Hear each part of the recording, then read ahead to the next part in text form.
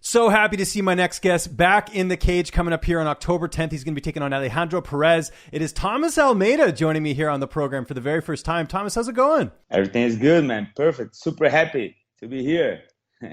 To be back to the game. Yes, it's so good to see you back, man. Like I mentioned off the top, you're one of the most exciting bantamweights in the sport. And I know it's an eye injury that's been keeping you out of the cage for the last little bit. We haven't seen you since 2018.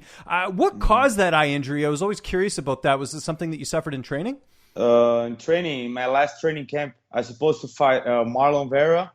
I was in Vegas in the middle of the training camp, and then shit happened. Yes. But it's okay. It's part of the athlete's life. It is what it is. But now I'm healthy, 100%, and ready to go, man. Yes, and like I mentioned, very excited about this one. At the time it happened, did you know it was very serious? Yeah, and right in the moment, because I know eye is super. You gotta take care of it. Because it's important, the vision. And yeah, I knew it because I had to stay a little bit out of fighting, out of training and stuff like that. Did it ever cross your mind that this could be a career-ending injury? No, because my doctor gave me. He told me, hey man, just take care, take your time off a little bit, and then we're gonna fix this problem. Don't worry, nothing's gonna happen. That was super nice. My doctor did a great job. Yeah, it's great to see that everything ended up healing up quite well. And I know, over the last little bit, you actually spent some time in Las Vegas training at Extreme Couture. How valuable was that experience? Yeah, man, that was good. Getting out of my comfort zone. Traveling around the world. Training with different people, training with different coaches. Different mentality. So I think this is super. This is great for my growth as a professional athlete. Yes, and I know one of the things I saw in your interview with my good friend Farah Hanoun was that I know you really worked on being more technical in your fights. How much did you work on that over the last time we saw you in the cage? Man, I've been working a lot in my MMA game. Like being a complete MMA fighter, not only the striking game, but working on the wrestling, on the jiu-jitsu, on the control. I think those are the things that I have a lot of room to improve, And the division has really taken off. I think it's one of the best divisions in the UFC right now. If you see some of the movement that's been happening, how difficult was this last, year and a bit, just seeing the division move on and you're on the sidelines? It must have been very difficult, and you must have had a good support system around you. Oh yeah, for sure. Especially the first 2 months, I was so disappointed. But it is what it is, man. You gotta deal with hard situations, and find something to evolve, But I'm always with my eye on the division. Keep an eye on the division, right? And yeah, man, it's a tough division and one of the most difficult and the high level athletes. And this is good for me. I like that, This is exciting because I gotta work harder to get there, to be on the tops, So that's good for me. When were you actually able to get back to training full time? Do you remember? Full time, I think August or September 2019. Oh, okay, gotcha. Last year, yeah. Great. So when were you actually cleared to fight? I was curious about that. December. 100%. Oh, okay, December. interesting. So I'm assuming COVID is why you didn't get to fight sooner. Yes, yeah, that's the thing. I was supposed to fight in São Paulo, UFC 251. Yeah, I think so. I'm not sure, but May this year. But with the COVID stuff, we had to wait a little bit longer. Right. Yeah. Well, but it's okay. I've been training, healthy. That's good. That's a good part, And then the other big thing that's happened since the last time we saw you in the cage is you're with First Round Management. Tell me how this all came together, being with one of the top management companies in the sport. Yeah, man. I'm super happy, super excited, man. Lou's a great guy. He's been working with me right now, and I'm super excited for the next contract. Yeah, no, absolutely. How many more fights do you have on your UFC contract? Two more fights. I Oh, think. good timing though. You coming back, right? You can really show the Yes, bosses sir. what you're Oh made yeah. of, which is great. Yeah, man. Let's talk about Alejandro Perez. I love this fight on paper. I'm sure you feel the same way. Where I mean, this The is going to same be way, a for potential fight of the night for sure. How do you look at this from a style perspective? Man, I think it's a great matchup. You know, he likes to bang. I like to bang too. You know, and we both are excited fighters, and we like to strike. But I'm like I said, I know I'm a complete fighter right now. Like I try to evolve all the areas. You know, I'm ready for striking. I'm ready for grappling. I'm wrestling. You know, wherever the fight goes, I'll be ready. And so that's the thing. You know, I trust in my skills, and I respect a lot Alejandro. But man, I go for the victory for sure, 110%. Now, you're in Sao Paulo right now in Brazil, Yes, sir. doing your camp. Was there any thought of going to Las Vegas, or was it just because of the travel restrictions you decided not to? No, no. Right now, I'm gonna stay here for a while. You know, focus on this fight and train in the training camp. After the fight, I gotta start training for start thinking about the different things. You know, different camps. But not right now. I'm focused on this fight and here in São Paulo. Yeah, I was going to ask you, who have you had a chance to work with in terms of your training partners for this this upcoming fight? Oliveira, Charles, do Bronx. The guys from Shoot Box, Diego Lima, you know, my team, and Brendo, Bispo, Alan Nascimento,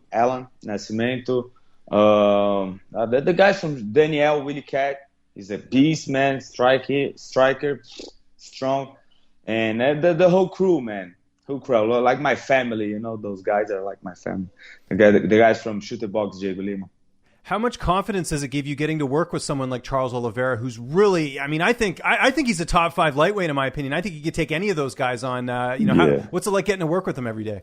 Man, that's so good because he beat my ass up every single practice, you know. So this is good, my confidence. I know anybody could do the same thing, you know. Can do the same thing, you know, with me. He's got the control, and he teaches me a lot. He helps me, you know, to grow as a fighter, as a grappler fighter, you know. So that's good because I help him too with the striking, and we you know, share our knowledge. And there's a lot of similarities between the two in the sense that, you know, Charles was a young guy coming into the UFC, had a little bit of trouble, and he was able to turn it around. And, you know, I think people forget how young you are still, and they look at some of the losses. Has he given you a lot of advice from that perspective of like, look, you got a lot of your career left? A lot, man, a lot. He's been helping me a lot in terms of the mind, you know, the mentality, and the things he went through. And it's like similar to me, you know. He's a young guy. You know, he's in the top contender right now, and it's good. It motivates me a lot, you know, to get there again. Now, I know when you're off for quite some time, it's tough to keep the weight down. How is your weight cut going into this fight? That's the toughest part for sure. I like the honesty. But yeah, but man, it's going well, you know. I tried to lighten my weight because I know sometimes any fight could happen, and then I try to lower my weight, and now I'm okay. 150, 150. I don't know, 53, something Okay. good, you know. Nice. No, it's not bad. No, I'd say I'm that's strong. pretty good. You know, I'm feeling good.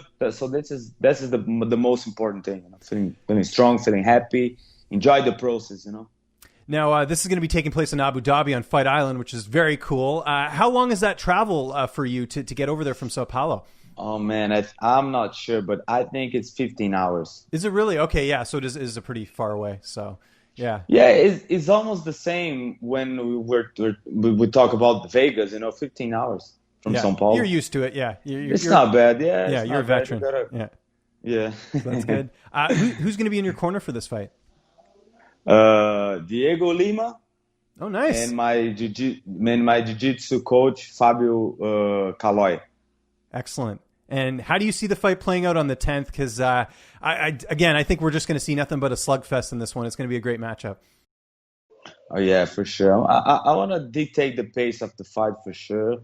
I want to make him dance my dance, and that's my goal, and show all my new skills and my new mindset for sure.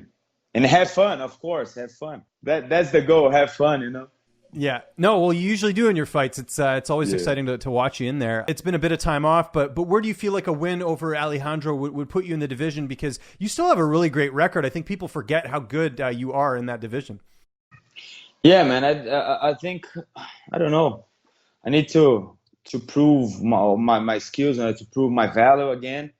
I know that, and I don't know, man. Alejandro is a tough guy. He used to be a top contender, top 15, I think, or top 10. I don't know, but he's a tough guy. And I think after a big victory, I can step into the top 10. I don't know, but I'm not thinking of that right now. I'm thinking of 100% focus on Alejandro, and perform the best, the better way.